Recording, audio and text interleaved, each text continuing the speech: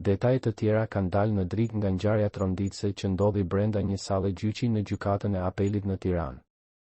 Raportohet se autori i identifikuar tashmë si shtetasi Gjon Shkëmbi ka pretenduar se ka qenë palë e dëmtuar në një çështje pronësie që ishte duke u shqyrtuar nga gjyqtari Astrid Kalaja,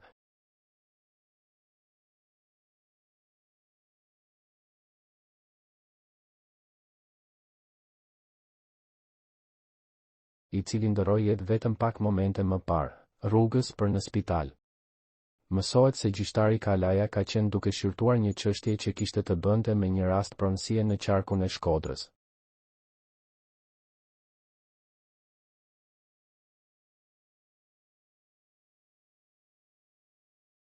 Në një moment gjatë shqyrtimit autori ka pretenduar se ishte palë e dëmtuar dhe aty ka nxjerrë një armë zjarri, tip pistolet, me të cilën ka qelluar drejt gjyqtarit Kalaja.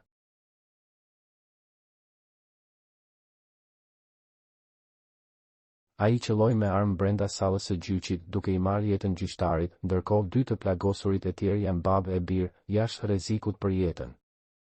Menjëherë pas ngjarjes autori është vënë në pranga nga policia. Për të rejat më të fundit nga politika, bota, sporti, shobizi, horoskopi, mjekësi, automjete dokumentare, çështje sociale, na ndiqni duke bërë subscribe. Ne do ju ofrojmë një gamë të gjerë informacionesh. Faleminderit nga stafi i personazh.